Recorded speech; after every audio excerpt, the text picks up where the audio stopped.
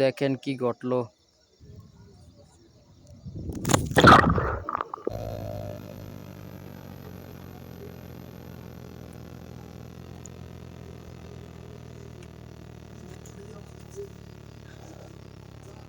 আর এই ইউটিউবের চ্যানেলের জন্য আমি ভিডিও করতে গিয়া আমার মোবাইলটা যখন ভিডিও রানিং দিয়া হ্যাঙ্গারও রাখছি, এখন একটু বাতাসে আমার হ্যাঙ্গার সহ মোবাইল সহ এড়িয়ে গেত।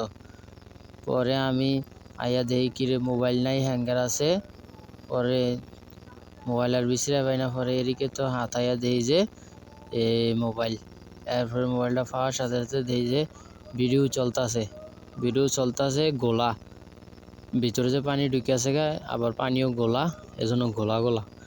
পরে আমি মোবাইলটা কী করলাম, যেই যে ভিডিও চলতেছে, পরে ভিডিও থেকে বাইরে হইলাম। বাইরে হওয়ার পরে যেই যে ছবি উঠেনি, পরে আবার ব্যাগে ঢুকতে গেছি। পরে একটু ভিডিওর মতন হওয়ার পরে এরপরে আমি মোবাইলটা আবার বন্ধ করছি, আর মানে সুইচ লাইটটা পাওয়ার বন্ধ করছি, আর এরপরে দিয়ে আর পাওয়ার অন হয় না।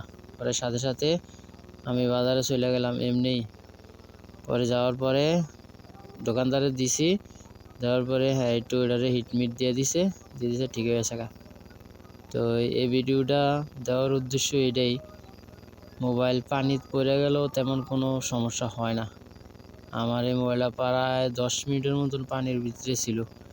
আমি পরে মোবাইলটা ঠিক করার পরে দেখছি যে আমার এখানে মোবাইলটা যখন পানিতে পড়ছে তারপর থেকে আরও 10 মিনিট ভিডিও হয়ে রয়েছে।